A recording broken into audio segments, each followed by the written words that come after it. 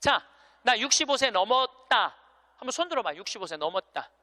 왜 손 안 들어? 여기 지금 다 내 눈에 보이는데 이렇게 많어. 자, 손 내리세요. 자, 이 중에 나 정말로 집 잡혀서 연금으로 생활하고 있다면 손 들어보세요.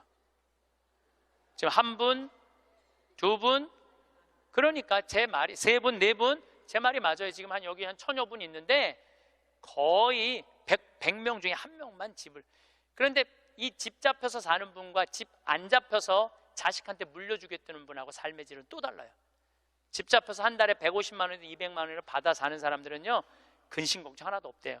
마음이 그렇게 편안하대요.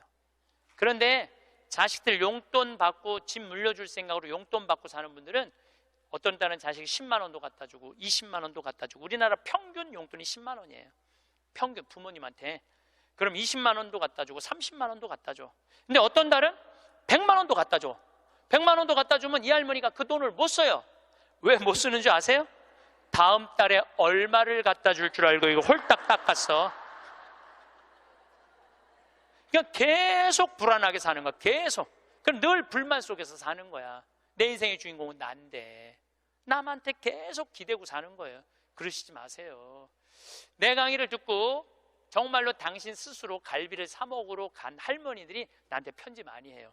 또 찾아도 많이 와요. 신부님 말대로 내 돈으로 사 먹어보니까 인생이 바뀌더래요. 어떻게 바뀌느냐면 더 이상 자식 기다리지 않게 되더래요. 그리고 더 이상 원망하지 않게 되더래요. 더 이상 섭섭한 거 없더래요. 그냥 내 돈 갖고 내가 사 먹으면 되지. 대신 너는 나한테 재산 끝이야. 이렇게 딱 정리가 되고 나니까 너무 편안하더래요. 그리고 남은 인생은 내가 책임질 수 있겠다라는 자신감이 생기더래요. 그래서 너무 감사하다고. 너무너무 감사하다고. 아니 내 자식하고의 이런 관계를 끊고 내 삶을 살다가 보니까 걸리는 게 하나도 없대. 그러니까 여러분들도 그렇게 사셔야 돼요. 언제까지 자식하고 엉겨서 그걸 살 수 있다고 생각하세요? 그냥 내 인생의 주인공은 나야. 내가 알아서 살아야 돼. 그래서 여러분들의 인생을 꼭 사시기를 바랍니다. 그런데 저는 학벌을 참 싫어해. 내가 아주 공개적으로 강의 때 얘기하잖아요. 난 서울대학 싫어한다고. 싫어요. 그래서 우리는 학벌을 따지지 않아. 직원 채용할 때 서울대학을 나왔든 유학을 갔다 왔든 이대를 나오든 연대를 나오든 일반 대학을 나오든 중학교를 나오든 고등학교를 나오든 초등학교를 나오든 첫 월급은 똑같아. 다 210만 원이에요. 아무리 잘났어도 210만 원, 아무리 못났어도 210만 원. 거기서부터 내가 평가하겠다는 거예요. 그리고 왜 내가 학벌을 따지지 않느냐면은 매주 띄우는데 뭐하러 서울대 졸업장이 필요해? 매주만 잘 띄우면 되지. 그렇지 않아요? 아니 매주가 서울대생만 보면 나 잘 떠야 되겠다 이래요? 나는 행복한 사람이 매주도 잘 띄우더라고 보니까. 이번에 우리 생태마을에서 깻잎을 4.5톤을 땄어요. 깻잎 장아찌 하려고 4.5톤 어마어마하게 땄어요. 그런데 깻잎 따는데 뭐하러 그놈의 2대 졸업장이 필요해? 우리는 깻잎 따는데 2대 졸업자 필요 없어. 뭐만 잘하면 돼? 깻잎만 잘 따면 돼. 깻잎만. 오늘도 황창현 신부님의 지혜의 말씀을 통해 여러분의 행복한 노후를 위한 해안을 얻어가시길 바랍니다. 라디오처럼 틀어놓고 들으셔도 됩니다. 영상이 마음에 드신다면 구독과 좋아요 부탁드립니다. 황창현 신부님의 행복특강 지금 바로 시작하겠습니다. 자, 기도 바치도록 하겠습니다. 성부와 성자와 성령의 이름으로. 우리 인간은 잘 죽으려면 잘 살아야 돼요. 잘 사는 사람이 죽을 때 행복하게 죽을 수 있습니다. 이 세상에서 보통 안 먹고 안 마시고 안 놀고 고생한 사람이 70살에 당신 암이라고 그러면은 이분들이 공통적으로 하는 얘기가 있어요. 나는 억울해서 못 죽는다고. 공통적으로 하는 얘기가 그 얘기예요. 평생 고생만 하고 살았는데 나는 억울해서 못 죽는다고. 나는 호강해야 된다고. 이때부터 산삼을 캐와라, 좋은 의사를 대라, 다 소용없는 짓이에요. 그러니까 암 걸리기 전에, 당신 죽는다는 얘기하기 전에 이 삶을 만끽하고 삶의 기쁨 속에서 사실 필요가 있다는 겁니다. 그럼 우리나라 1살서부터 30살 행복하냐? 30살서부터 60살 행복하냐? 60살서부터 120살 행복하냐 이거예요. 제 얘기는 제가 왜 120살이라고 말씀드리느냐 하면 20년 전에 제가 강의할 때 앞으로 100세 시대 올 겁니다 라고 말씀드렸을 때 많은 할머니들이 이렇게 말했어요. 신부님, 끔찍한 소리 하지 마세요. 무슨 100살을 살아요? 그런데 요즘 텔레비전에 100세 안보장, 100세 연금보장 나와요, 안 나와요? 나오죠? 이런 거 나올 줄 꿈에도 몰랐을 거예요. 그럼 앞으로 20년 후에 텔레비전에서 100세 안보장, 100세 연금보장 나올까요? 20년 후에는 120세 안보장, 120세 연금보장 나오게 돼 있어요. 그렇다면 지금 60 되신 분들은 앞으로 몇 년을 더 살아야 되느냐면은 60년을 더 살아야 돼요. 60년을. 아까 첫 시간에 제가 이런 말씀 드렸어요. 남편하고 자식들을 위해서 전부 바치지 말라고. 얼마만 바치라고? 반만 바치라고. 반은 누구를 위해서 남겨놔야 돼? 나를 위해서 남겨놔야 돼요. 내가 행복해야지 남편도 행복하고 자식도 행복한 거예요. 내가 불행한데 어떻게 남편하고 자식이 행복할 수 있습니까? 우리 부모님이 80 넘어 돌아가셨다. 한번 손 들어보세요. 80 넘어 돌아가셨다. 우리 부모, 이렇게 많아요. 부모님이 90 넘어 돌아가셨다. 손 들어보세요. 손 내리시고, 우리 부모님이 아직 90이 넘었는데 아직도 살아계시다. 손 들어보세요. 자, 혹시 우리 부모님 아니라 이모, 고모라도 100살이 넘은 사람이 있다. 한번 손 들어보세요. 거긴 몇 살이에요? 104살. 그 뒤에 분은 101살? 네. 보통 제가 이렇게 강의할 때 2분 정도 100살 넘은 부모님 있다고 얘기를 해요. 2분 정도. 무슨 얘기냐면은 지금 한국에 100살 넘은 사람이 몇 명이냐면 2만 명이에요. 2만 명. 100살 넘은 사람이, 아니, 옆에 아무나 100살 넘은 사람이 있으니까 2만 명이 넘어요.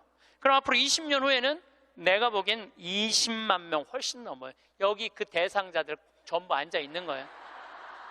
대상자들 전부 앉아 있는 거예요. 그러면은 1살서부터 30살 행복하냐? 1살서부터 30살은 뭐 해야 되는 나이냐면은 엄마 아빠, 중요한 건 친구들하고 먹고 마시고 놀아야 되는 나이예요. 여러분들, 사람이 되려면 책상 안에서 공부를 해야지 사람이 되는 게 아니에요. 사람이 되려면은 친구들하고 어우러져서 뛰어놀아야지 사람이 돼요. 엄마 아빠랑 그 정을 느끼면서 뜨거운 어머니의 사랑, 아버지의 사랑을 느끼고 살아야지 사람이 되는 거예요. 책상 안에서 공부만 한다고 사람이 되는 게 아니에요. 근데 초등학교 1학년 애가 엄마 아빠 친구들이랑 좀 먹고 마시고 놀라고 그랬더니 엄마 아빠가 이렇게 말합니다. 이놈 새끼야, 네가 지금 먹고 마시고 놀 시간이 어디 있어? 공부해야지. 초등학교 1학년 애가. 제가 한동안 영어학원을 다녔어요. 잠비아 이제 가느냐고. 영어학원 이제 지하에다 주차를 해놓고 1층에 애들이 타요.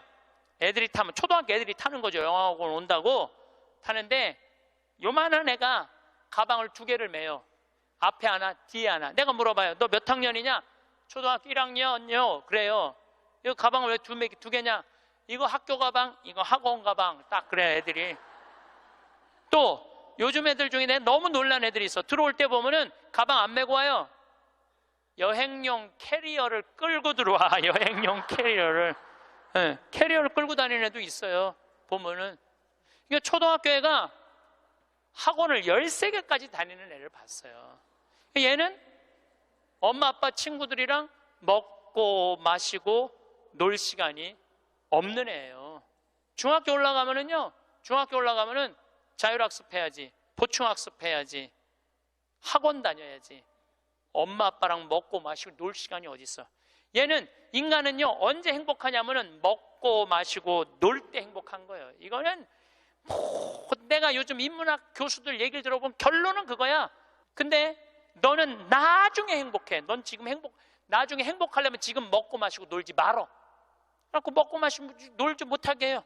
그럼 너 서울대학 가서 먹고 마시고 놀아. 그럼 우리나라 서울대학 가는 애들은 공부하는 애들의 0.5%만 서울대학을 가요. 99%는 서울대학 못 가요.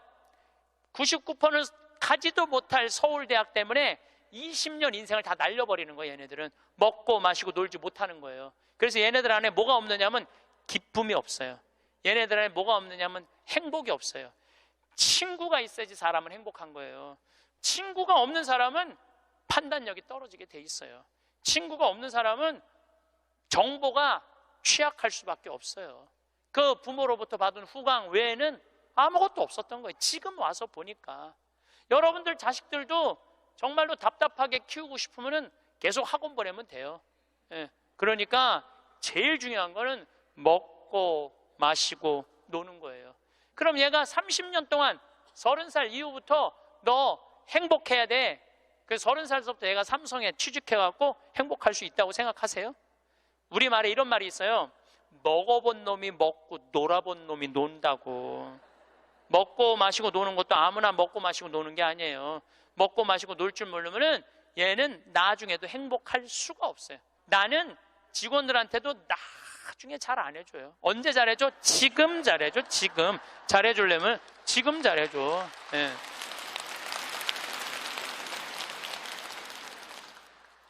나는 가끔 무슨 공항에 20년 동안 청소하는 아줌마들 140만 원 월급 준다는 게 난 이해가 안 되더라고요. 그건 식구로 생각하는 게 아니에요. 우리 집에 와서 일하면은 내 식구인데 적어도 우리 집에서 일을 하면서 인간의 품위는 유지하고 살아야 될 거 아니에요. 그러니까 대우를 잘해줘요. 어제도 제가 새벽에 부모님하고 좀 어디를 좀 갈 일이 있어갖고 새벽 4시에 집을 나오는데 별이 이게 여러분들하고 같이 나누고 싶어. 근데 새벽 4시에 평창에 있어야 돼. 그 시간에 얼마나 영롱하고 아름다운지 참 좋아요. 너무너무 행복한 곳이에요, 우리 생태마을. 그런데 우리 생태마을에 누가 남아서 일을 하느냐, 가만히 봤더니 이제까지 200명도 더 왔다 가고 이력서도 이렇게 쌓여 있어요. 취직하겠다고. 근데 결국은 어떤 사람이 남아있느냐 하면은 부모님하고 친구들하고 어렸을 때 먹고 마시고 논 애들이 남아서 일하더라고요. 간혹 저한테 신부님 우리 애가 우울증이에요. 우리 애가 왕따 당했어요. 우리 애가 컴퓨터 중독이에요. 우리 애가 알코올 중독이에요. 신부님 사람 하나 살리는 셈 치고 우리 애 좀 받아주세요. 내가 또 마음이 약하니까 받아줘요. 받아주면은 3개월 이상을 못 버텨요. 본인이 그런다고 생태마을의 환경이 아무리 좋아도 그렇게 내가 아까 얘기했죠. 먹어본 놈이 먹고 놀아본 놈이 노는 거라고. 어렸을 때 불행하게 자란 애들은요 그 공동체 안에서 직장생활 못해요. 아니 KBS에서도 실험을 했잖아요. IQ 좋은 애, 성적 좋은 애, 생활기록부 좋은 애, 이거 쉽게 말하면 먹고 마시고 노는 애. 초등학교 6학년 때 요 성적표를 가지고 30년 후에 추적을 해봤어요. 누가 행복하게 사나? 그랬더니 IQ 좋은 애도 아니고 성적 좋은 애도 아니고 뭐 좋은 애야? 생활기록부 좋은 애, 먹고 마시고 노는 애들이요 결국은 잘 살더라 이거예요. 결국은. 그러니까 여러분들 자식들한테 너 공부 잘해야지 행복하다는 얘기는 틀린 얘기예요. 이 얘기가 핀란드에서는 이미 결론이 난 거예요. 핀란드는 초등학교 입학 조건이 뭔지 아세요? 잘 노는 애. 잘 노는 애가 입학 조건이에요. 입학 이제 학생들 뽑으려고 전부 다 애들이 와 있잖아요. 근데 놀이시설을 딱 놀게 해요. 근데 한 애가 안 놀아. 그럼 부모 불러갖고 뭐라고 그러는지 알아요? 얘 유치원에 다시 보내라고. 왜 우리 애가 유치원에 가? 얘는 지금 노는 법을 모른다고. 놀아야지 사람이 되는 거예요. 놀아야지. 근데 우리는 먹고 마시고 노는 일을 아주 우습게 보는 거예요. 우리나라가 독일보다 4개월을 일을 더 해요. 4개월을 일을 더 하고 미국보다 3개월을 더 일을 해요. 1년에. 그런데 우리가 독일보다 잘 살아요? 미국보다 잘 살아요? 그렇게 뼈 빠지게 일을 하는데도 일한다고 돈 버는 게 아니에요. 제가 아주 재미난 일이 있었어요. 신나는 일이죠. 잠비아에 이제 우리 치과 의사들이 이번에도 1,400명 환자를 봤어요. 안과 의사 2분, 치과 의사 9분이 환자를 1,400명을 봤어요. 일주일에. 어마어마하게 환자를 봤죠. 근데 이제 그 의사 4년째 나 따라다니는 의사가 나 가기 전에는 맨날 신부님 나 비행기에서 떨어져서 죽었으면 좋겠어요. 차가 와서 쳐서 죽었으면 좋겠어. 그랬던 의사예요. 근데 잠비아 봉사활동 가면서부터 사는 게 즐거운 거야. 내 걸 나누니까 자기 존재의 의미가 있는 거예요. 근데 이 의사가 참 돈을 많이 버는 의사예요. 그런데 왜 죽고 싶으냐? 건물은 큰 걸 사놓고 그 빚을 해대느냐고. 화장실 가는 게 아까웠고 물을 안 마셔. 오줌 누는 시간이 아까웠고 진료 시간이. 그러니까 사는 게 즐겁지 않은 거죠. 여러분들 인생에 정말 힘든 게 뭔지 아세요? 확장 이전이에요. 여러분들 괜히 아파트 20평에서 40평 넓혀가는 거, 장사 잘 되는 가게 10평에서 40평 넓혀가는 거 다 고통의 시작이야. 그냥 있는 데서 살아요. 뭐하러 확장 이전을 해. 행복하지 않았던 거야. 근데 잠비아를 떠나면서부터 사는 게 즐겁기 시작한 거예요. 그리고 내가 얘기했어요. 인생은 화장실도 안 가고 진료하는 게 인생이 아니야. 먹고 마시고 노는 게 인생이야. 제발 먹고 마시고 놀아. 그랬더니 그때부터 먹고 마시고 놀기 시작하는 거예요. 일주일에 이틀 과감하게 놀고 1년에 성지순례 10일 나 따라가고 뭐 성지순례 뭐 다른 데 또 가고 뭐 호주 의사들 같이 여행 다니고 1년에 40일을 놀아요. 40일을 무지하게 노는 거예요. 그러니까 그 조카가 이제 군대 갔다 와서 아르바이트 하면서 그렇게 노니까 이모한테 그렇게 물어보더래요. 이모, 이 치과 월급은 나오는 거야? 이렇게 물어보더래요. 그런데 내가 물어봤어요. 그렇게 먹고 마시고 놀면서 진료할 때랑 화장실도 안 가고 진료할 때랑 어느 때 돈을 더 많이 버느냐? 그랬더니 요즘이 훨씬 많이 번대요. 그리고 세무서에서 연락 왔대요. 돈이 너무 많이 벌려갖고 세무조사 나올 테니까 직원들하고 또 어디 놀러 가라고. 그래서 이제 다음 달에 어디 정동진인가 직원들 데리고 놀러 간대요. 여러분들 집에서 청승 떨고 아무것도 안 마시고 지립대 일만 한다고 돈이 벌려지는 게 아니에요. 먹고 마시고 놀 때 돈도 많이 벌리는 거예요. 우리 생태마을 요즘 다 망한다고 그러잖아요. 우리 생태마을은 작년에 매출액이 45억이었는데 올해 50억이야. 50억. 얼마나 뭐 청국장, 가루, 깻잎 많이 팔리는지 몰라요. 하루에 2천만 원씩 팔려. 하루에 2천만 원씩. 요즘 내가 사장인데 내가 사장이 뭐 할 것 같아? 맨날 먹고 마시고 노는 거야. 맨날 먹고 마시고 노는 거야. 직원들 줄 거 다 주고 아끼지 않아요. 줄 거 다 주고. 그리고 이제 하도 이제 우리 신자가 아니라 비신자들이 물건을 많이 사니까 이제 사업자 등록을 해서 세금도 내요. 제가 세금을 내는데 1년에 2억 정도 세금이 나가요. 많이 나가요. 세금이. 그럼 우리 국장이 신부님 왜 세금이 너무 많이 나가는데 현금은 신고하지 않아도 된다는 거예요. 그런 게 어디 있어? 현금도 다 신고해. 현금도 다 한 푼도 빼지 말고 다 신고. 야, 내가 신부로 사는데 왜 머리 복잡하게 살아? 그냥 있는 대로 보고하고 다 살아. 내가 세금 2억 내면은 국가가 그거 갖고 어려운 사람 도와주고 나라 돌아가는 거지. 그걸 그냥 이렇게 감추고 저렇게 감추다가 내가 가끔 우리 이제 세금 다 내요. 그래서 세금이 부담스럽더라고요. 다 한 달에 거의 2천만 원씩 세금이 나가니까. 그런데 텔레비전을 보면은 그 세금 떼어먹는다고 탈세한다고 대기업 총수들이 막 마스크 쓰고 막 휠체어 막 타고 막 침대에 누워서 막 들어왔다 나갔다 하는 거 보면서 내가 텔레비 보면서 한마디 해요. 내가 뭐라고 그러냐면 내고 살지. 아유, 내가 이렇게 말해요. 내고 살면 되지. 뭘 그렇게 돈이 많은데 그걸 그냥 돈을 아낀다고 나라 돈 빼먹어가면서 어려운 사람 나눠주는 거 빼먹어가면서 세금 내는 것도 내가 보기엔 자선이에요. 세금 내는 것도 국가가 잘 집행해야 되겠지만은 뭐 K 뭐 미르 이건 악다군이에요. 그 돈 없는 기업들한테 그 돈 뺏어가는 건 그건 악다군이 아니에요. 그 돈 갖고 직원들한테 저기 막 보너스나 주고 여행이나 보내주지. 그럼 대한민국이 밝을 텐데. 요즘 국회가 참 많이 싸우죠. 지치지도 않고 싸워. 내가 보기엔 야 어떻게 뭐 김정은이 지치지도 않고 핵 실험하듯이 우리나라 국회의원들도 지치지도 않고 싸워. 그런데 여소야대가 돼갖고 협치한다고? 그것도 말도 안 되는 소리예요. 우리나라 국회의원들이 안 싸우는 날은 언제 안 싸우느냐면 초등학교 교육제도가 바뀌는 거예요. 초등학교 교육제도가 노는 걸로 바뀌는 거. 여러분들 우린 자녀들한테 행복을 가르쳐야 돼, 자녀들한테. 근데 우리는 공부를 가르치고 있어. 애들한테 이 세상에 와갖고 행복한 걸 가르쳐야 되는데 공부를 가르치고 있어요. 이거 좀 생각해봐야 될 문제예요. 나는 자식들한테 행복을 가르쳤나, 공부를 가르쳤나? 한번 생각해봐요. 뭘 가르쳤어요? 공부 가르치지 않았어요? 행복을 가르쳐야죠. 왜 공부를 가르쳐요?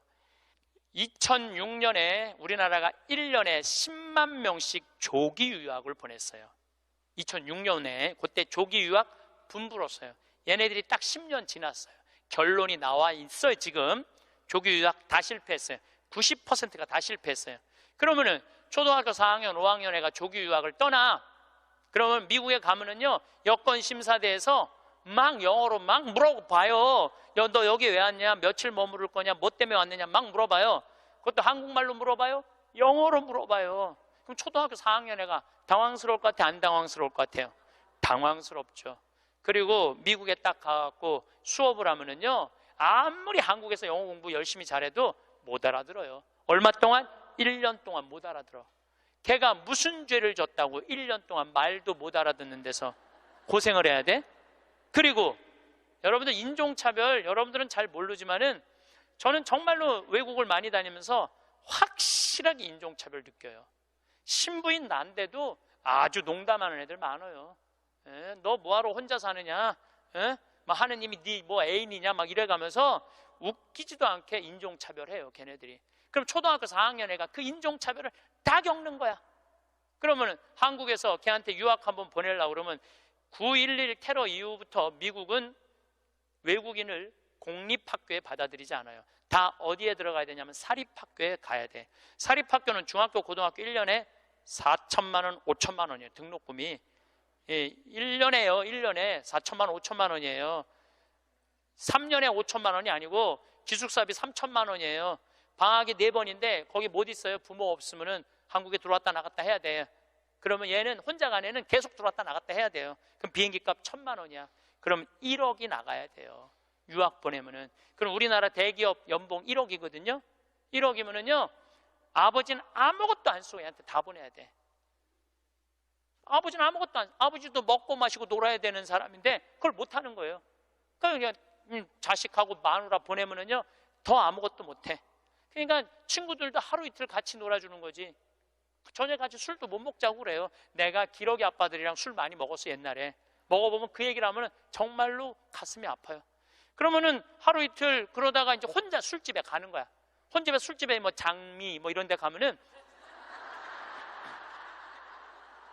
그 아가씨가 아유 사장님 외로워 보여 이렇게 말하면은 내 마음을 알아주는 여자는 이 여자밖에 없구나. 그래서 뭐해? 사랑에 빠지는 거예요. 그걸 남들은 바람 핀다고 그러지. 그래서 바람 피는 거예요. 혼자 외로우니까. 인간은 어쩔 수가 없거든요.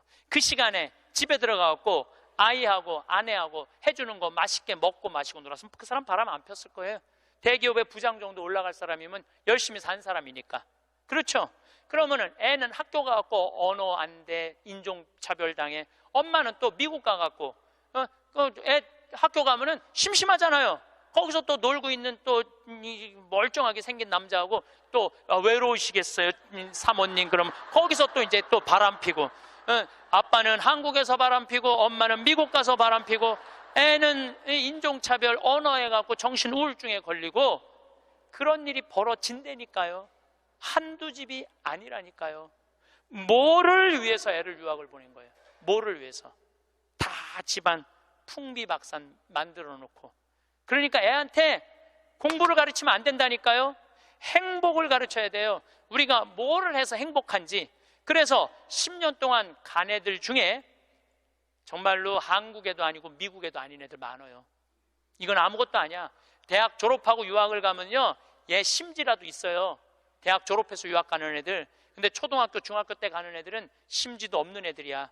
내가 한국인지 미국인지 구분도 안 되는 애들이야. 그래갖고 적응 안 되면은 중학교에 가면은 유학 온 한국 애들, 말 안 통하는 영어 안 되는 애들끼리 모여요. 모여서 노래방 가고 한국 드라마 보고 술 먹고 담배 피고, 고등학교 올라가면 마약해요. 마약하면 또 걸리면 감옥에 갔다 왔다 하고. 정말로 이 아이의 출세를 위해서, 이 아이의 미래를 위해서 유학을 보냈는데 아버지도 바람피고 엄마도 바람피고 애는 마약하고, 이런 집이 한두 집이 아니라니까요. 너무너무 많은 거예요. 이런 집이 성공하는 비율은 10%밖에 안 된대요. 10%밖에. 그러니까 90%는 다 망가지는 거야. 그래갖고 이제 한국에 돌아오면은 집안이 완전히 망가진 거야. 애는 집에서 나가지도 않고, 왜냐하면 유학이라는 건 갔다 왔는데 대학을 졸업한 것도 아니고 한국에서 취직되는 것도 아니고, 그러니까 아무것도 못하는 거야. 그래서 나한테 와서 신부님 얘 좀 고쳐달라는 거야. 자기가 10년 동안 망가뜨려 놓고 나한테 1시간 만에 고쳐달라는 거야. 아, 내 안수하면 손에서 아무것도 안 나오는데 뭘로 고쳐 내가.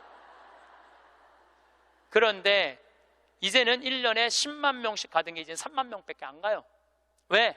실패한 게 결론이 났으니까. 나는 그러지 말자는 거예요.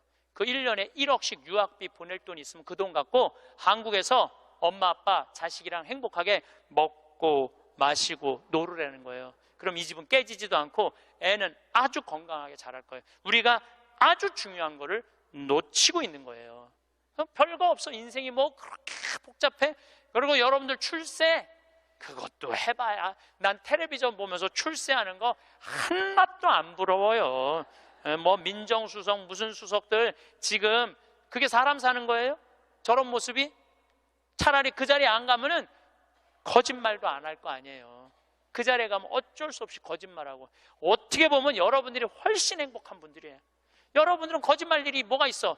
누가 돈을 갖다 줘야지 안 받았다고 그러지. 누가 돈을 갖다 줘야지 안 받았다고 그러지. 참. 자, 그렇다면은 30살에서부터 60살은 행복하냐? 대한민국에. 자, 이 30살에서부터 60살은 저는 인생의 황금기라고 생각해요. 여러분들, 여행은 가슴이 떨릴 때 가야지 다리가 떨릴 때 가면 안 된다니까요. 근데 이때 가야 될 때야. 가야 될 때야. 그런데 자식 공부시킨다고, 자식 출세시킨다고 나는 안 먹고 안 마시고 안 놀아. 30년 동안 그랬어. 그럼 이 사람은 30년 동안 껍데기 인생을 산 거예요. 자기 인생 산 거 아니에요. 자식만을 위해서 살았다고. 나는 자식 하나 잘 되면은 엄마의 기쁨이라고 그러는데, 그것도 옛날에 45, 46까지 살 때 얘기예요. 이제 여러분들 120살 살면은요, 자식이 90이 돼버려요. 그 자식 출세하는 거 여러분들 행복하고는 아무 상관이 없어요. 70살, 80살 된 자식하고 90살, 100살 된 여러분들하고 아무 상관이 없어요. 자식을 출세시키고 싶으면 여러분들이 먼저 출세해야 돼요. 자식을 철들게 키우고 싶으면 누가 먼저 철이 들어야 돼? 여러분들이 먼저 철이 들어야 돼. 그런데 여러분들이 30살부터 60살까지 자식 출세만 바란다고 빈 껍데기로 30년을 살았어.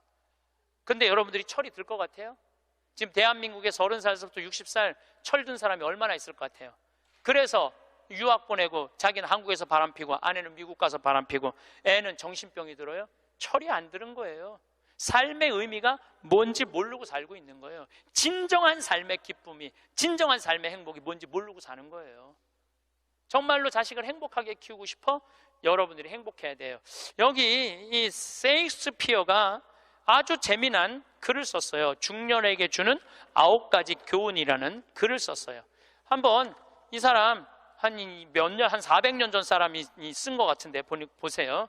첫째, 학생으로 계속 남아있어라. 배움을 포기하는 순간 우리는 폭삭 늙기 시작한다. 그러니까 여러분들 학생이기를 포기하면 안 된다는 거예요. 끊임없이 배워야 돼. 애만 배우는 게 아니야. 여러분들 배우셔야 돼요. 공부도 하고. 저는 제가 30살에 환경공학을 공부했어요. 얼마나 좋은 공부였는지 몰라. 내가 다닌 학교는 나는 아주대학 산업대학원을 다녔어요. 그런데 요즘 대학원 조금 돈이 좀 들어가서 그렇지 많아요. 가면은 뭐 내가 빵점도 받고 그랬지만은 그래도 석사학위도 받았어요. 공학 석사학위도. 아주 재밌어요. 그리고 40이 돼갖고 글 쓰는 거 배웠어요. 글 쓰는 거 배워갖고 이 책도 지금 5권인가 책 냈잖아요. 얼마나 좋은지 몰라요. 요즘은 내가 유튜브를 통해서 정말 많이 배우고 있어요.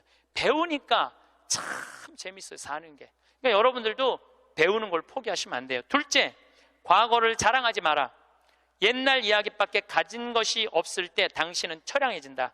삶을 사는 지혜는 지금 가지고 있는 것을 즐기는 것이다. 이거 세익스피어도 똑같이 말했어. 지금 가지고 있는 것을 즐기는 거야. 지금. 그러니까 뭐 나중도 생각하지 말어. 옛날도 생각하지 말어. 지금 오늘을 즐기면 되는 거예요. 있는 돈 갖고 나중에 쓰려고 그냥 쥐고 있지 말고 쓰세요. 내가 쓰라는 건 사치하라는 게 아니에요. 돈도 규모 있고 멋있게 쓸 수 있거든요. 쓰는 법도 나는 배워야 된다고 생각을 해. 세 번째, 젊은 사람과 경쟁하지 마라. 대신 그들의 성장을 인정하고 그들에게 용기를 주고 그들과 함께 즐겨라. 이것도 참 좋은 얘기 같아요. 그래서 나는 우리 여주에 우리 젊은 신부님들 계속 많이 초청하고 있어요. 함께 같이 하자고. 근데 참 젊은 신부들이 같이 있으면 참 좋아요. 저는 우리 생태마을의 부관장 모임을 한 달에 한 번 꼭 해요. 출신 부관장 신부님들, 그 신부들이 싫어할 수도 있지만은 한 달에 한 번 젊은 신부들을 모이면은 내가 모르는 거 너무너무 많이 알려줘요.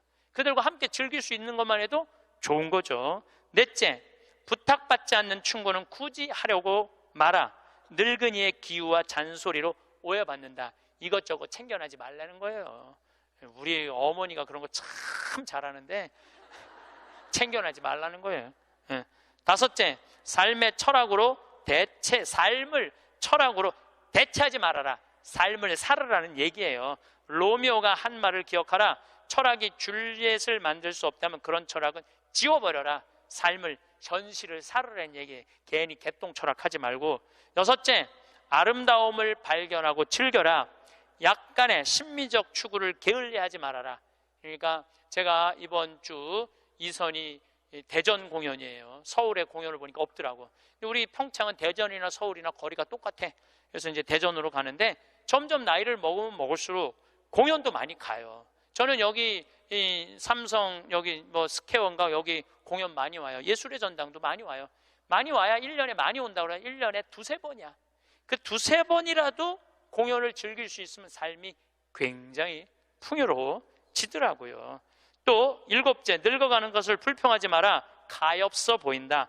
몇 번 들어주다 당신을 피하기 시작할 것이다. 나 늙은 거 자랑하지 말라는 거예요. 그것도 맞는 얘기 같아요. 늙은 거 누가 뭐 알아주기는 해요. 아무도 안 알아주죠. 나이 먹은 거 자랑 아니야, 내가 보기에는. 그리고 나이를 먹으려면 곱게 먹어야 돼. 나이값을 하고면서 늙어가야지. 나이값도 못하고 나이만 디립다 먹으면 그게 뭐가 자랑이에요. 여덟 번째, 젊은 사람에게 세상을 다 넘겨주지 말아라. 이건 뭐냐면 재산 주지 말라는 거예요. 그들에게 다 주는 순간 천덕꾸러기가 될 것이다. 여러분들 아까 제가 말씀드렸죠? 자식하고 남편한테 다 주지 말고 얼마만 주라고? 반만 주세요. 항상 오늘부터 마음도 반만 주세요. 다 주지 말고. 두 딸에게 배신당한 리어 왕처럼 춥고 배고픈 노년을 보내며 두 딸에게 죽게 될 것이다. 이 리어 왕이라는 이 셰익스피어 이 작품을 읽어보면 굉장히 재밌어요. 딸들한테 자기 왕권을 다 넘겨줘요. 왕권 넘겨준 딸 때문에 이 사람 죽어요. 왕이 결국은. 그러니까 여러분들도 자식들한테 다 넘겨주지 마세요. 여러분들의 인생을 사세요. 아직 여러분들 한참 남아있거든요. 아홉 번째, 죽음에 대해 자주 말하지 마라. 죽음보다 확실한 것은 없다. 인류 역사상 어떤 예외도 없었다. 확실히 오는 것을 일부러 맞으러 갈 필요는 없다. 삶을 탐닉해라. 그때까지 삶을 먹고 마시고 즐겨라, 이 얘기예요. 먹고 마시고 즐겨라. 우리는 살기 위해 여기에 왔노라. 즐겁게 살라고 여기에 온 거란 얘기예요. 그러니까 이 30부터 60까지 여러분들은 나는 자식을 위해서 아무것도 안 한다, 이런 생각하지 말라는 거예요. 내 삶을 살아가라는 거예요.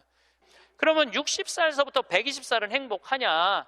60살서부터 120살 나는 자식한테 바라는 거 하나도 없어. 나는 보상 심리가 없어. 이거 다 거짓말이에요. 자식한테 왜 바라는 게 없어요? 얼마나 많이 바라는데요. 자식이 용돈 안 갖다 주고 전화 안 하고 찾아오지 않으면 섭섭하다고 얘기합니다. 여기 있는 분들 다 그렇게 얘기해요. 얘기 안 하는 분들 거의 없다고 보면 돼요. 그런데 여러분들 60살서부터 120살까지 어떻게 자식이 60년 동안 효도를 할 수가 있어요? 그게 가능하다고 얘기 들어, 그런 생각 드세요? 나는 60년 동안 효도 받아 먹을 거야. 60살서부터 120살까지. 이거는 있을 수 없는 얘기예요. 그리고 늙어서 자식이 효도하면 행복하고 자식이 효도하지 않으면 불행하고. 왜? 늙어서 행복을 자식한테 떠넘겨. 그냥 내가 행복하면 안 돼요? 왜 자식한테 그걸 힘든 걸 넘겨요?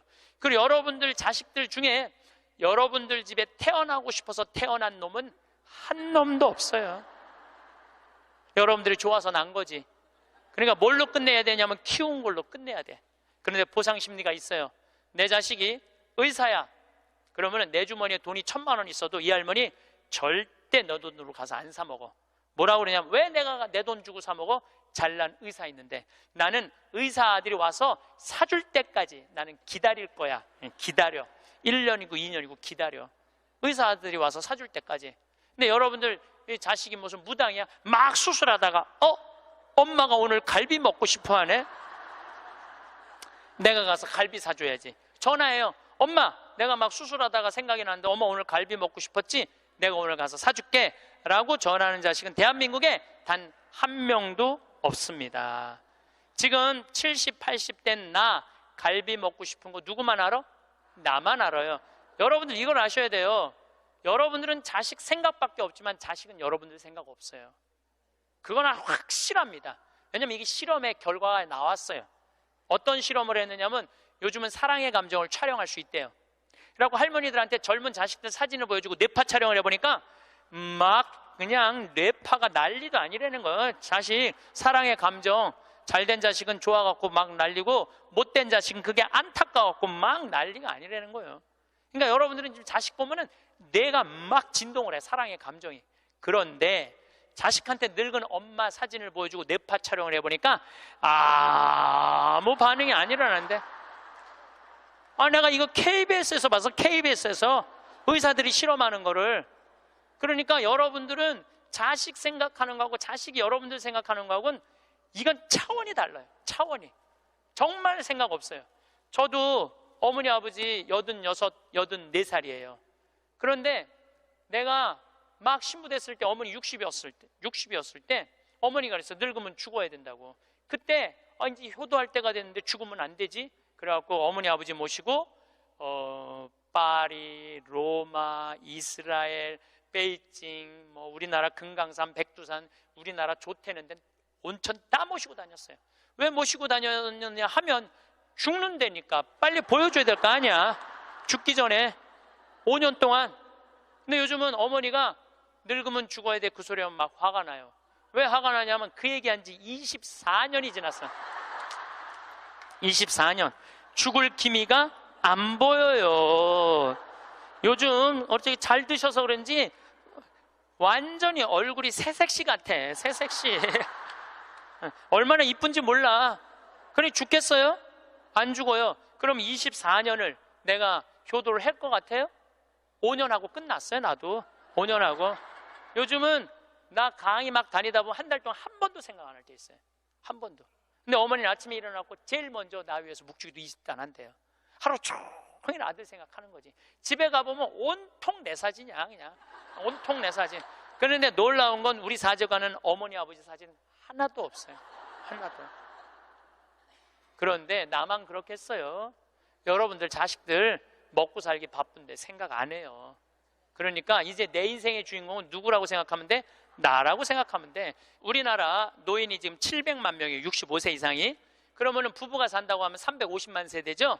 350만 세대 중에 집 잡혀서 주택연금으로 사는 세대는 3만 5천 세대. 할머니 중에 내 강의에 딱 맞는 할머니 한 분 오셨어. 여기 여의도에 사는 분인데 개신교 다니는 분이야. 순복음교회 다닌대요. 빌딩이 3개가 있대. 우리 집에 왔는데 하여튼 에쿠스 900인가 리무진인가를 타고 왔는데 어마어마하게 좋은 차를 타고 왔어요. 에쿠스가 아니라 제너시스. 기사를 대갖고 왔어. 근데 그러는 거예요. 신부님 내가 40에 혼자 돼갖고 아들 셋을 키웠다는 거. 신부님 말대로 의사, 교수, 사장이라는 거예요. 근데 2년 전까지는 내가 너희들 그렇게 키웠는데 왜 나 한번 안 찾아오느냐. 맨날 원망했대요. 근데 어느 날 갑자기 내가 그러더래요. 늙어서 갈비 먹고 싶으면 지 돈으로 사 먹으라고. 왜 자식을 기다리느냐고. 근데 자기 돈으로 사 먹어보니까 더 이상 안 기다려지더래요. 섭섭한 거 없더래요. 그리고 사는 게 너무너무 즐겁더래. 내 자식하고의 이런 관계를 끊고 내 삶을 살다가 보니까 걸리는 게 하나도 없대. 그러니까 여러분들도 그렇게 사셔야 돼요. 언제까지 자식하고 엉겨서 그걸 살 수 있다고 생각하세요? 그냥 내 인생의 주인공은 나야. 내가 알아서 살아야 돼. 그래서 여러분들, 여러분들의 인생을 꼭 사시기를 바랍니다. 황창현 신부님은 인생 후반전에 사는 사람에게 가장 중요한 것은 지금이라고 말씀하십니다. 많은 사람이 행복을 기다립니다. 그러나 행복은 미래에 올 수 없습니다. 어디서 무슨 일을 하든 그 일을 존중하고 인정하고 충분히 받아들이셔야 합니다. 지금 가진 것을 완전히 받아들이세요. 그러면 가진 것에 대해, 있는 그대로에 대해, 존재하는 것에 대해 감사하게 됩니다. 현재의 순간에 대해 감사하면서 지금 충만한 삶을 사는 것이야말로 더 없는 행복입니다. 오늘은 나이 들어 혼자서도 잘 지내는 사람들의 특징에 대해 말씀드리겠습니다. 우리는 나이 들어 혼자 사는 어르신들을 보면 많이 쓸쓸하실 텐데, 외로우실 텐데라며 연민과 동정 어린 말을 하기도 합니다. 하지만 역설적이게도 혼자 사는 사람의 행복지수는 2인 이상 가구보다 훨씬 높다고 하는데요. 특히 60대 이상 여성의 경우 혼자 살 때 오히려 행복지수가 수직 상승한다고 합니다. 연구에 따르면 노후의 행복지수는 자녀의 유무와도 관계가 없다고 합니다. 자녀가 있다면 모두 출가회인이라고 생각해야 마음이 편하지요. 어버이날 꽃 한 송이로 만족하듯 마음의 약간의 욕망도 비워야 노년을 홀가분하게 살 수 있습니다. 과거에는 자녀와 함께 사는 것이 당연한 것이었지만 지금은 함께 살지 않는 것이 현명한 것이라고 사고관이 바뀌고 있습니다. 나이 먹을수록 자기 자신만을 위해 살아야 합니다. 진정한 나를 만들기 위해서는 고독과 함께하는 시간이 반드시 필요하지요. 근데 의외인 건 혼자인 게 얼마나 행복한지 아는 사람이 드물다는 사실입니다. 사람으로 외로움을 극복하려 하게 되면 결국 사람으로 인해 다시 외로워지게 됩니다. 스스로가 온전해야 남에게 내줄 자리 하나도 생기는 법입니다. 외로우면 결국 남에게 집착하게 되고 괴롭히게 됩니다. 사람들은 살면서 가장 힘든 게 인간관계라고 말합니다. 어떤 분들은 허무하다고 말합니다. 20여 년간 그렇게 친구들 경조사를 챙기고 부르면 나갔건만 나 어려울 땐 코빼기도 보이지 않는 친구로 배신감을 느끼는 사람. 직장을 잃거나 사업이 망해서 외면하는 친구 때문에 차가운 현실을 실감한 사람도 있습니다. 하지만 끊고 싶어도 그동안 쌓인 정 때문에, 추억 때문에 끊기도 쉽지 않습니다. 그런데 어떤 사람들은 이미 이런 고민에서 벗어난 것 같습니다. 혼자 사는 것이 오히려 편하고 즐겁다고 말씀하시는 분들이 많습니다. 사람으로 인한 실망과 갈등이 적으니 스트레스도 적습니다. 인간관계에 집착하지 않자 더 만족스러운 인간관계가 되었습니다. 여러분은 같이 있으면 괴롭고 혼자 있으면 외롭다면 무엇을 선택하시겠습니까? 우리는 더불어 함께 살아야 행복한 존재들입니다. 그런 속에서 삶의 균형을 이룰 수 있게 혼자만의 시간도 필요합니다. 오늘은 나이 들수록 혼자만의 시간을 잘 보내는 사람 특징 5가지에 관해 말씀드리겠습니다. 첫 번째는 나에게 좋은 사람으로 살면 된다는 원칙으로 살아갑니다. 혼자 잘 지내는 사람은 모두를 만족시키려고 애쓰지 않습니다. 적당한 관계라는 원칙으로 마음 편한 사람에게 집중하면 된다는 생각입니다. 그럼 이제 마음 편한 사람에게는 어떻게 대하는 것이 좋을까요? 한마디로 말하면 무조건 잘해주려고 하지 않습니다. 의무감으로 해주는 것과 진심으로 좋아해서 해주는 것은 다르기 때문입니다. 의무감으로 남에게 잘해주는 사람은 피곤합니다. 타인에게 자신의 감정을 들키지 않으려고 말 한마디, 행동 하나에도 주의를 기울이기 때문입니다. 타인은 잘 돌보면서 정작 자신은 돌보지 않는 사람의 마음은 과연 건강할까요? 남에게 무조건 잘해준다고 해서 그것을 모든 사람이 알아주는 것도 아니더군요. 이런 기대가 관계에서 갈등으로 이어지는 경우가 많습니다. 나는 힘이 붙이도록 잘해준다고 했는데 상대는 좋아해주기는커녕 모르거나 오히려 불만인 경우가 있습니다. 억울하고 상대가 밉습니다. 그런데 상대도 같은 마음이라면 어떨까요? 말이 통하지 않고 돌파구는 없는 것처럼 느껴집니다. 그래서 어른들은 사람 마음이 내 마음 같지 않다고 말했었나 싶습니다. 상대가 내 마음 같기를 바라지 않으면 상처도 받지 않습니다. 그냥 상대는 이런 생각이란 걸 인정하면 편해집니다. 이런 마음 상태로 이르기 위한 해법으로 가장 먼저 상대가 부담스러워하지 않는 선에서 해야 합니다. 대가를 바라는 마음이 없어야 합니다. 무리하지 않는다는 것은 내가 좋아서 했기 때문에 상대 반응이 시원치 않더라도 불만이 없습니다. 가장 중요한 것은 나입니다. 나에게 좋은 사람으로 살면 된다는 마음가짐이 받쳐주기에 혼자여도 문제없고 혼자여도 정말 편할 수 있는 것입니다. 두 번째는 곁에 있는 사람을 소중하게 대합니다. 우리는 가까이 있는 사람의 소중함을 모르고 살 때가 많습니다. 인터넷에 아름답게 나이 먹는 방법으로 말조심에 관한 글들이 있었습니다. 그중 함께 살지 않는 며느리나 딸이 더 좋다고 말하지 말자라는 글귀가 눈에 들어왔습니다. 가끔 찾아오는 사람은 애틋하고 그립습니다. 반면 같이 지내는 사람은 단점만 많아 보이고 자주 갈등도 겪다 보니 싫을 때가 있습니다. 이때 현명하지 못하게 같이 사는 사람에게 퉁명스럽게 말하거나 싫은 티를 내는 경우가 있습니다. 어떤 이는 절대 하지 말아야 할 말을 하는 실수를 저지릅니다. 바로 가끔 찾아오는 며느리나 다른 자식과 비교하는 말입니다. 비교하는 말은 설득은커녕 사람을 등 돌리게 하는 제일 위험한 말입니다. 자기 기준만 내세우며 상대 보고 맞추라는 강요로 들려 욕심만 많다, 불합리하다는 생각이 들게 됩니다. 소중한 사람을 만만히 보고 홀대하는 경우가 있습니다. 나에게 잘해주는 사람은 홀대하고 무서운 사람에게 예의를 차리는처럼 곁에 있는 사람은 홀대하고 멀리 있는 사람만 잘해주는 경우가 바로 그런 경우입니다. 결국 나는 소중한 사람을 떠나보낸 후에야 비로소 그 소중함을 깨닫게 됩니다. 곁에 있는 사람이 가장 소중한 사람이었단 것을요. 있을 때 잘해줘야 하는데 꼭 떠나고 나서 후회하는 것은 부모님 돌아가신 후와 비슷합니다. 왜 살아생전 잘해드리지 못했을까? 좋은 시간을 더 함께 하지 못했을까? 뒤돌아보며 슬퍼합니다. 하지만 후회한들 이미 지나간 세월 다시 돌이킬 수 없습니다. 배우자를 비롯해 곁에 있을 때만이라도 곁에 있는 사람의 소중함을 떠올리며 잘하는 것이 좋습니다.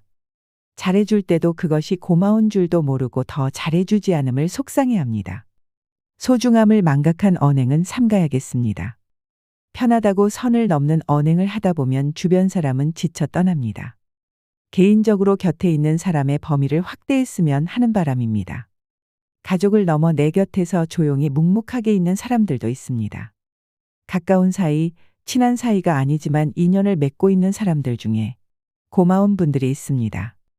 가족과 친구를 떠나 정말로 혼자가 되었을 때에는 외로움을 극복하고 힘을 얻는데 이분들이 더 큰 역할을 합니다.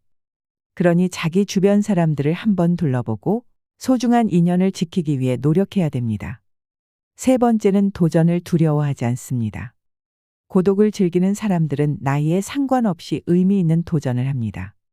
자신이 이루고 싶은 꿈, 목표가 있으면 실행에 옮기는 추진력이 있습니다. 자신에게 집중하는 시간이 많기 때문에 자신이 진짜 무엇을 원하는지 잘 알 수 있습니다. 나이가 들수록 나만의 취미 생활과 배움의 끈을 절대 놓으시면 안 됩니다. 평균 수명이 길어진 지금 단순히 오래 사는 것을 목적으로 삼기보다는 여생을 얼마나 아름답고 가치 있게 사느냐가 관건인 시대이지요. 우리 세대가 다들 그랬듯 저도 30대까지는 사회 구조에 맞춰 살기 바빴습니다. 외적으로나 내적으로 나를 돌아볼 진중한 시간을 갖지 못했습니다. 그러다 50대를 지나면서 어떤 인생이 막을 보내야 가치 있을까 싶더군요. 동시에 자녀 세대에게 존경받는 부모가 되려면 어떻게 노후를 보내야 할까라는 고민도 생겨났습니다. 댄스 스포츠를 배우고 있는 김순옥 씨는 이렇게 말합니다. 주변에 은퇴하신 분들을 봤는데 아직 할머니, 할아버지라고 하기엔 너무나 젊고 건강한 분들이 많은 거예요. 결국 외적인 부분도 중요하지만 정신적인 부분도 테라피가 필요하다고 느꼈죠. 오래 전부터 댄스 스포츠를 취미로 하고 있었는데 그게 제격이다 싶었어요. 음악이 지니는 치유 효과와 더불어 춤을 통해 전신 운동이 가능하니 너무 좋잖아요. 제가 느꼈던 그 매력과 즐거움을 전파하고 싶은 마음에 주변 사람들에게 추천하고 있습니다. 김순옥 씨의 말처럼 무엇인가 배우고 즐기겠다는 생각으로 시작보세요. 굳이 학원이나 문화센터가 아니더라도 책을 보며 배워도 좋고 유튜브로 공부해도 좋습니다. 무슨 취미든 본인에게 맞는 것을 하면 됩니다. 굳이 같이 가자고 권유하여 친구들과 마음 상할 필요도 없습니다. 마음 맞으면 같이 하면 좋고 대화를 해도 좋습니다. 네 번째로 진짜 중요한 것은 고립되지 않는 것입니다. 요즘 들어 고독사라는 말을 흔치 않게 듣습니다. 늘어나는 1인 가구의 고독사로 인해 사후 처리를 하는 특수 청소업체도 생겼습니다. 유품정리사라는 직업도 등장했습니다. 60대 이상의 나홀로 가구가 전체 인구의 41%라고 합니다. 하지만 나이 들어서 가장 불행한 사람은 혼자 사는 사람이 아니라 마음이 맞지도 않는 사람과 어쩔 수 없이 같이 사는 사람임에 분명합니다. 나이 들어서는 뭐니 뭐니 해도 부부가 함께 사는 것이 좋다지만 그것은 부부 사이의 친밀감이 여전할 때 해당되는 얘기입니다. 나이 들어 혼자 사는 사람들을 걱정하는 말들도 있습니다. 하지만 예전과 같이 안 됐다, 불쌍하다, 외롭겠다, 박복하다 생각하기보다는 자유롭겠다, 편해 보인다 하는 생각으로 시선이 옮겨가고 있습니다. 여기서 중요한 것은 고독은 고립이고 동거는 안심이라는 함정에 빠지지 말아야 합니다. 혼자 살기 때문에 고독사가 생긴다는 게 아닙니다. 문제의 원인은 살아있을 때 누구와도 어울리지 않고 외부로부터 고립되어 있었던 것이 가장 문제로 지적됩니다. 이로 인해 발견이 늦어 슬프고 안타까운 상황을 만듭니다. 하지만 이보다 더 우려하는 것이 있습니다. 혼자 아프다 죽는 두려움입니다. 요양원에 가는 것도 이를 대비한 방법입니다. 누구나 다 가기 싫어하지만 누구든 다 가게 될 수밖에 없는 요양원도 고독사가 두려워 선택하는 답안이 되기도 합니다. 가족이 있으면 가족에게 도움을 요청하거나 일주일에 한 번이라도 정기적으로 연락할 수 있는 친구를 만들어도 좋습니다. 가족이 없을 경우 1인 가구 지원 서비스를 이용하는 방법이 있습니다.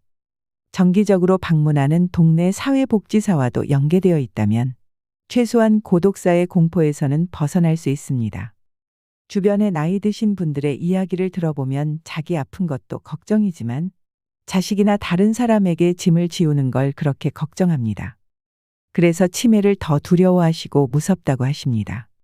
자식에게 해가 되는 것은 죽기보다 싫어. 몸에 조금이라도 이상이 있으면 전전긍긍하십니다. 이에 대한 대응책은 자신 인생에 충실한 자세입니다. 짧고 굵게 살다 갈 거라며 술에 담배에 즐기고 싶은 걸 즐기다 간다고 하는 사람들이 있는데 실상은 이런 사람이 더 길고 가늘게 살아 주변 사람들에게 못할 짓을 하는 걸 봅니다. 자기는 그래도 즐겁게 살기라도 했지만 죄 없는 가족과 주변 사람을 힘들게 한 것은 죄라면 죄라고 생각합니다. 다른 사람에게 패 끼치고 싶지 않다면 정말 자기 건강 관리에 성실하게 노력해야 합니다. 건강은 한 번 잃으면 회복하기가 정말 힘듭니다. 그래서 젊을 때부터 몸 관리를 잘해야 늙어서 고생 안 합니다. 건강검진 잘하고 평소 건강관리를 꾸준히 하는 부모님을 둔 자식이야말로 큰 복입니다. 이런 어른들은 일상생활에 임하는 자세도 성실하십니다. 이는 나이를 불문하고 혼자서도 편안히 지내는 사람들에게서 찾아볼 수 있는 큰 특징입니다. 하지만 남에게 패 끼치지 않고 혼자 살아도 행복하려면 생전에 고립되어 살지 않는 것이 최고라고 생각합니다. 행복한 삶을 영위하는 데도 좋고 남에게 패 끼치는 일을 최대한 줄일 수 있기 때문입니다. 외부와 단절하며 사는 것은 자신은 행복할지 모르지만 남에게 큰 부담을 주는 행동일 수 있습니다. 불상사가 생길 때 남에게 부담 주지 않으려면 최소한 공공기관의 연락 서비스라도 주기적으로 될 수 있도록 만들어 놓는 것이 좋습니다.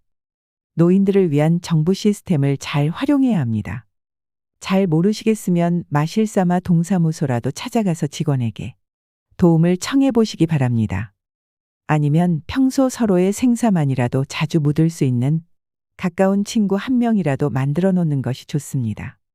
이렇게 주변 인적 네트워크와 주기적으로 연락을 주고받는 관계를 만들어 놓는다면 부담은 훨씬 줄게 됩니다. 이것이 나이든 노인만의 이야기일까요? 요즘 뉴스에는 젊은 사람들의 슬픈 이야기도 심심치 않게 들립니다. 젊은 사람들도 절대 놓치면 안 되는 것이 스스로 고립에 갇히는 것입니다. 다섯 번째는 자신의 시간을 관리하는 능력이 뛰어납니다. 언제 일어나서 어떤 시간에 무엇을 할지가 명확합니다. 혼자 잘 지내는 사람은 나이 들수록 하루의 계획을 세우고 계획에 따라 실천합니다. 스스로의 시간을 즐기고 자유롭게 자신의 일정을 잘 관리하고 효율적으로 일을 처리합니다. 자신의 성장을 위해서 운동도 하고 마음도 관리하며 책도 읽습니다. 남는 여가 시간에는 다양한 활동을 즐기면서 새로운 인연을 만들어 나가기도 합니다.